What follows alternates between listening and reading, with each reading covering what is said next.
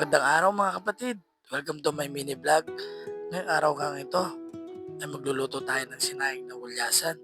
At ito nga pala na gusto ng buntis, kaya simulan na natin.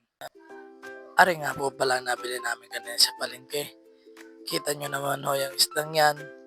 Ay pagkakagaganda at napakapula pa oh. Fresh na fresh ho yan. Kaya mga kapatid, kung kayo magsisinaing na isda, ari ang inyong piliin. At pagkakasarap isaing na rin. Ay ari muna mga kapatid. Ay kanina nga sa palengke, ay kami dalawang mag-asawa ay namin bili.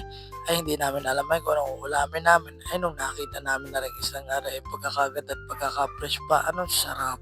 Kaya ari napili namin. At ari nga at nilagyan ko pa nga din na ari ng baboy para mas masarap. Pag kami nagsisinaing talaga, ay nilalagyan namin ng konting baboy para lalo mas masarap. Sa part niyang ari aming titimosa na, ay may pitimplahan na pala. Ako siyempre, ang una kong ginawa talaga din ipinirito ko yung baboy para mas maganda. Laging ganun ang ginagawa ko pag ako'y nagsisinaing na isda. Pag sa dating sa baboy, ipiprito ko muna. Yun naman ho ay nasa inyo kung ipiprito ninyo o hindi. Hindi kami ho mag-asawa. Talaga pag kami nagsisinaing, ay lagi namin ho piniprito. Isa part ng ari, nalagyan ko talaga ng asin at paminta yan para may lasang karne. Ay nasa sa inyo kung paano nyo papasarapin ang inyo, ay pero laging kasama ng pagmamahal. Alam nyo mga kapatid, pagdating talaga sa kusina, ako ang nagluluto, ang asawa ko ang taga-tikim. Sa totoo lang, talaga, pag ang asawa ko tumikim, ay siguradong masarap. Ako talaga sa pagluluto, ay siya lagi ang taga-tikim at ako ang nagluluto. Ay papaano, tara't at yung sisimulan ng timplahan.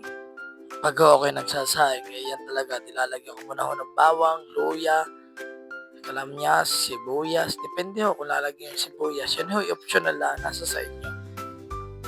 Tapos ho, ang isda, ari aking binabalot ho sa dahon ng saging para ho hindi madurog.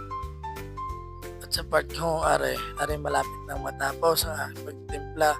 Siyempre, lalagyan nyo ho ng sili yan, paminta, at hindi mawawala ho ang sili. Yan ho yung nakakapagpabango. Tapos inilagay ko na nga din yung karne pinarito kanina. Kita nyo kakasarap tingnan. Wow! Ay nakakagutom na hindi pa luto. Gutom ka na agad. Yung karne na lang iluto na. At lalagyan nyo ng tubig yan. Pero konti lang. Ay baka maging sinigang. Huwag nyo dadamihan. Ay ari nga palang video ng ari mga kapatid. Malapit na matapos. Ay papaano naman ako lalambing sa inyo. Ay share nyo naman na rin video ng ari. At i-follow nyo na naman ako din sa Facebook. Ay maraming salamat. At ari pag ari natapos lutuin, bibigyan ko kayo kay Pumarine. Kita nyo naman at nausok-usok pa yan. At ari na nga, luto na. Anong sarap na rin. Tara na, at kakain na tayo mga kapatid. Yon, maraming salamat sa inyong panonood mga kapatid. Ingatan kayo ng Lord mga kapatid. Pagpalain pa kayo at ang buong pamilya ninyo. Maraming salamat ulit. Follow nyo lang ako, share itong video ito. Huwag nyo kakalimutan, aking video ang Kapatid Vlog. God bless everyone.